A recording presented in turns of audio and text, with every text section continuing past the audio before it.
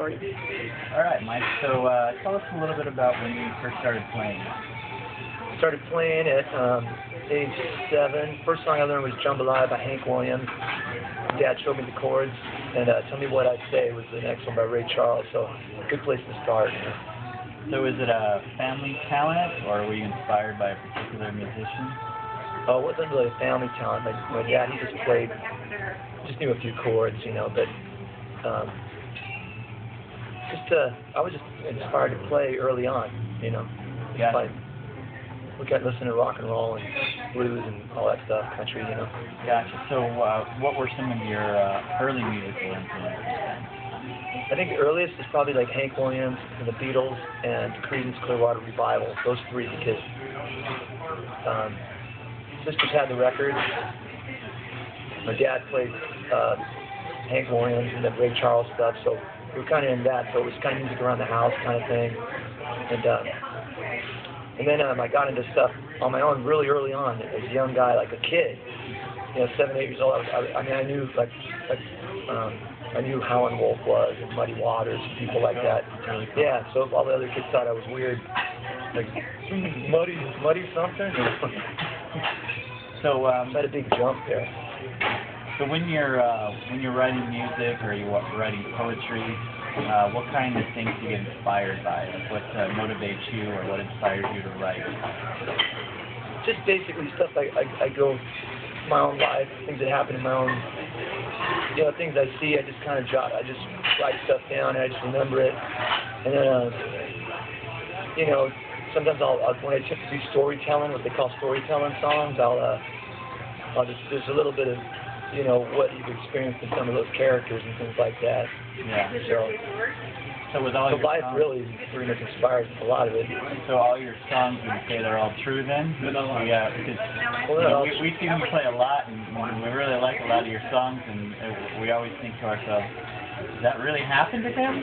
About you know, his girlfriend coming out with the stilettos? Oh, like an unfaithful wife? Well, yeah, a lot of that stuff. I wasn't married, but a lot of that stuff did happen. There was a girl that showed up at a gig that sent a dozen black roses and did attack a girl with a stiletto heel at a show. So I just remembered it and just threw it on the song. So yeah, again, real exciting stuff like that happens a lot. You know?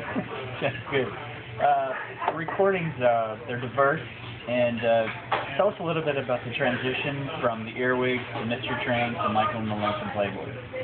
Well, the Earwigs was my first group, and that was when I was really young, a teenager, you know, 14 years old, and we put out a single and ordered a record. It was going to be an album, and that never came out. The company that was going to put it out was folded.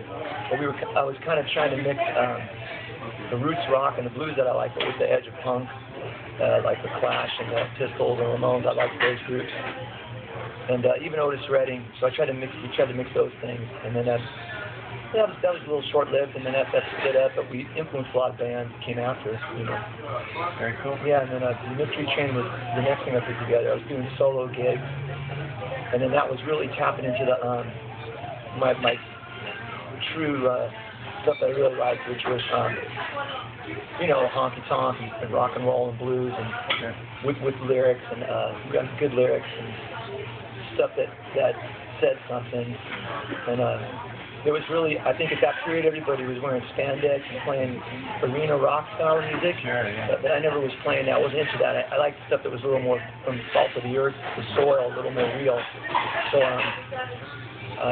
there was me and out here in the West Coast, and then there was bands like Uncle Tupelo, you know, and really there was no alt country scene then, or what the Americana catch-all phrase that there is now. So I was just playing what I liked and writing what I liked, is what I've always done. Cool. Well, one final question. We've always wondered, who is your favorite musical artist? You know, singer-songwriter or band or whatever. Man, that's a tough one, because there's so many of them I like for different reasons. Like on any given day, somebody could be my favorite, but of course I like Bob Dylan, and I like you know, Otis Redding and Robert Johnson, Howlin' Wolf, you know, early Rolling Stones, like that, and all that. that's how it's hard to pick a favorite artist. I guess I don't really have one. I gotcha. Yeah, it changes. My Yeah. changes too. Yeah, so I kind of, I just kind of write from the heart and let it out from the heart. That's what I admire about most of those artists, you know. Well, that's great, Mike. Thanks for your time today. I appreciate it. And thank you guys for having an interview. Yeah, appreciate it. Sure.